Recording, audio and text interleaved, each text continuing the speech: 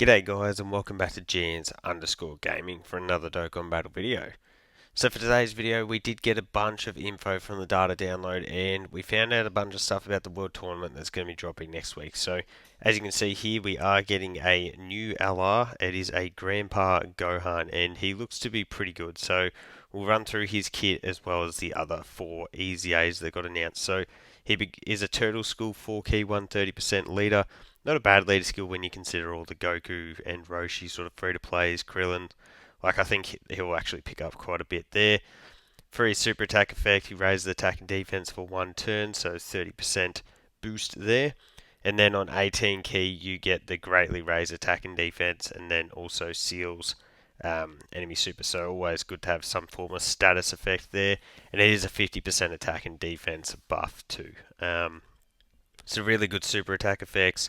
So for his passive, if there is a Goku ally at the start of turn from the character's turn, activates the entrance animation, and all allies get the 1 key and 20% for the rest of battle.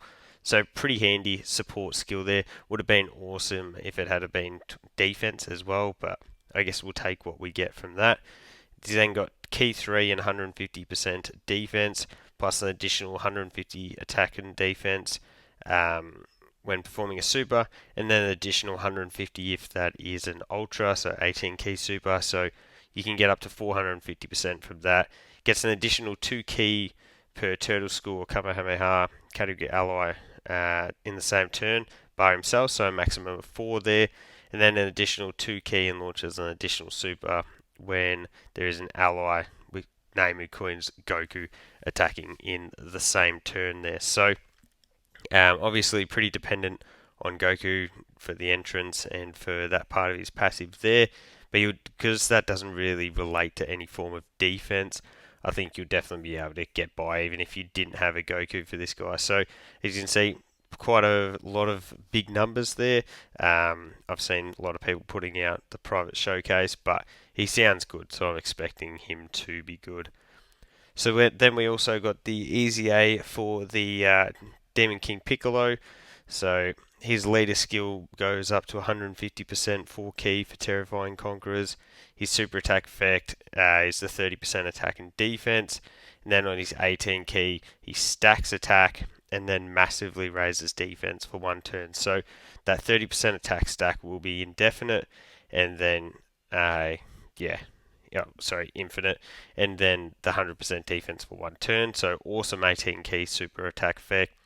For his passive skill, randomly changes a key sphere to tech, and then gets 60% per tech, 60% attack per tech key sphere obtained. He's got the 5 key and damage reduction of 50% with 4 or more key spheres obtained, which is obviously relatively easy to do because he is doing that orb changing. He also gets a high chance of performing a crit with 4 or more key spheres obtained. He then gets 100% defense before attacking, then an extra 100% defense as the first attacker in a turn. Launches an additional attack that has a high chance of becoming a super, and also chance of evading enemy's attack plus 30% as the second or third attacker in the turn. So yeah, if you didn't want those extra defensive buffs, you can revert to the dodge in slot 2 or 3, and then gets an additional 60% and chance of evading enemy attacks plus 30% when all allies are extreme on the rotation, so that gets him up to 60 if percent dodge if he's in slot 2 or 3. Then you get the transformation that's still starting from the 7th turn, or when there is a DB Saga World Tournament or Dragon Ball Seeker enemy. So after that, you transform into why didn't that change across? There we go. Did that time. And then you turn into, I guess, Restored, Youth, whatever you want to call him, DKP. Super attack effect becomes greatly raised attack and defense for 1 turn, so 50% buff there.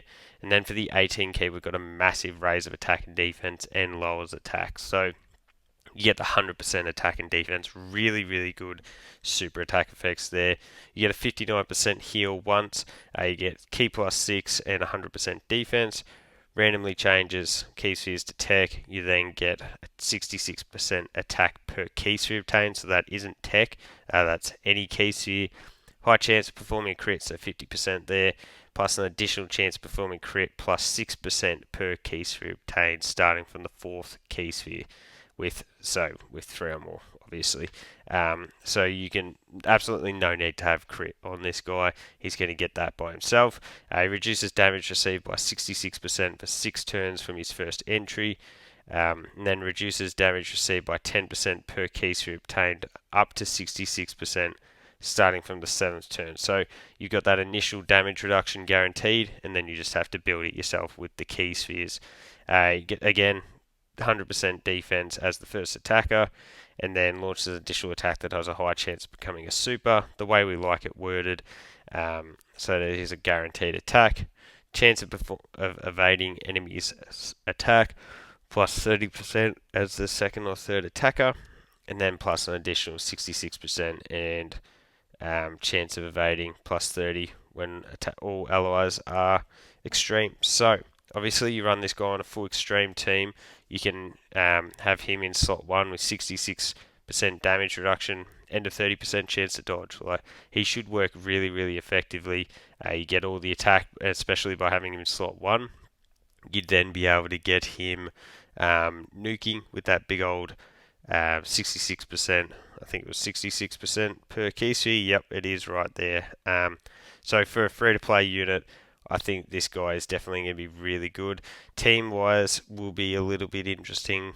There's a lot of teams here, but in terms of partners, yeah, given that's sort of what we're working with, we're going to be, would love a new DKP to drop for sure. But for a start, he looks really, really good with that EZA. And then we've got the 3 TURs here. So we've got Hit.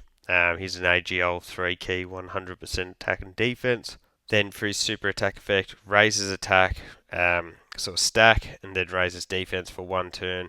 High chance to stun, which is very good for something like Super Battle Road or even Ultimate Clash at the moment. So key plus 2, 160% attack and defense. Then you get an additional 120% when performing a super.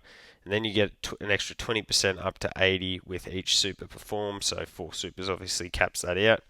Get an additional 100% attack, launches an additional attack that has a high chance of becoming super, so 50, and then a 70% chance of stunning as the first attacker in a turn. I don't really see a situation where you're going to be able to run this guy as a first attacker in a turn. But then attacked enemies minus 30% attack for 3 turns.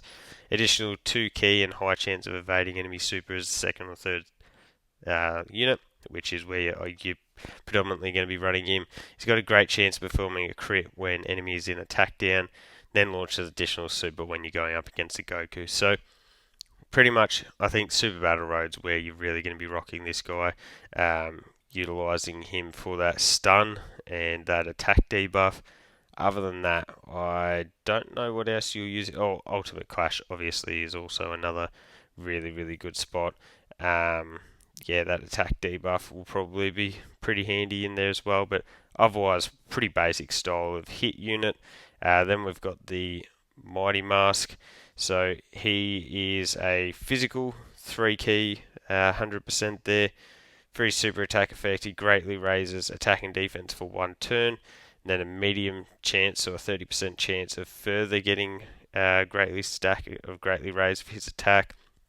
Probably would have been better if that was just a double defensive boost for us there, but that sort of is what it is. We take what we can get with those ones. And then for his passive, we've got the attack and defense 200%, plus an additional 150% when facing one enemy, an additional 50% when performing a super. Then you get 10% attack and defense when performing a super, and chance of performing a crit, plus 10% per tournament participant's ally on the team. So ideally you get that up to 70% there. Evades enemy attack for 1 turn when HP is 60% or less, and after that turn he has a 70% chance when HP is 60% or less. So you got that 1 turn of guaranteed dodge, and then after that you're relying on your HP being under 60%, which I feel like isn't the most common in the world. So while that initial first turn is definitely really valuable, After that, I don't see too much being helpful there. But then we've got the evades and performs a crit for 1 turn when HP falls below 30% HP or less. So the way that reads to me would be you've got potentially 2 turns of guaranteed dodge, but like yeah, what I don't see a real point to this style of unit. I guess it could be helpful for like a free to play mission, but other than that, like he's not a support. He's not going to be doing crazy damage to be a main rotation unit. It's the same. Like at least hit has a purpose with Super Battle Road Ultimate Clash, whereas this Mighty Mascot just doesn't offer much, I don't think. And then the final unit we got the STR Hatch on. So he's STR 3 key 100%.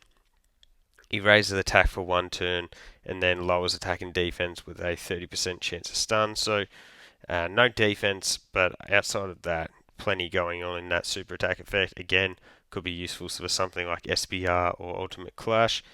Then for his passive, we've got a 100% attack when performing a super, reduces damage received by 30% for the initial first turn, key 3 and 180% attack, guards all attacks for 5 turns after receiving an attack. So that first hit will probably hurt, but yeah, that's. Oh, actually, no. So there's the defense there. So defense 180% before the character receives an attack 8 times. So once you receive the 8 attacks, that's where this will be fully built up. So you get up to the 80% defense, and then damage reduction up to 40% with each attack received. So if you receive a bunch of like those on the first turn, you could combine those 2 damage reductions. I guess that could be pretty valuable. After the character receives an attack 8 or more times, DB Saga allies get the 20% attack and defense, an additional 2 key and 20% for any Gokus, and then 180% attack and defense when there's a Goku family category ally on a team. So DB Saga, Exploding Rage, I guess, is probably like the 2 places. You're definitely going to want that up and about. I feel like you're going to want to combine that with that, and then the 2 damage reductions to really get some value out of this hatch on. But I think given the state that physical after power kick Goku's team is, other than that, you don't really have anywhere really to run this guy. But I guess, like I said, for free to play runs, free to play missions, I think he could definitely be pretty valuable just because you're combining damage reduction with guard. He's going to make him pretty good defensively, I feel like. But there you go, guys. That is the 4 EZAs and the new LR Grandpa Gohan. There is content coming. So let me know your thoughts on the 5 units down below. Don't forget to like and subscribe if you want to keep up with the content. And hopefully I'll catch you all on the next video.